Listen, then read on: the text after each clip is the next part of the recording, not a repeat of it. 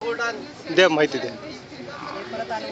त्याचा एक खड्डा तयार करावा लागतो. हा त्या सांगा. खड्ड्यामध्ये ते बी भरून ते टाकावं लागतं साधारण अर्धा 1 किलो. आणि मग त्याच्यामध्ये शेण माती वगैरे टाकून ते असं एक 8 दिवसामध्ये ते तयार होतं खत. आणि ते जनावरांना द्यायचं.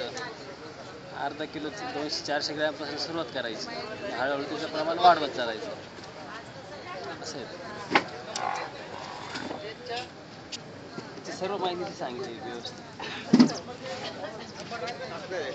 आधी द्या आणि नंतर मग सांगा.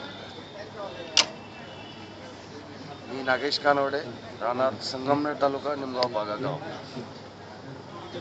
सर्वसाधारण चालू शेतीमधून उत्पादन मिळणाऱ्या शेतीतनं आणि शेतीचा गोठा व्यवस्थापनासाठी लागणारा, शेतीतनं लागणारा चारा, या चाऱ्यातनं भेटणारं जे उत्पादन, जनावरांसाठी लागणारा जो चारा आहे त्यासाठी मोठ्या प्रमाणावरती शेतीचा अटकून आपण जो चारा तयार करतो त्यातनं आपल्याला जे उत्पादन भेटतं त्यातनं शेतकरी आज खालावला गेलेला आहे. त्यातनं जे उत्पादन भेटत नाही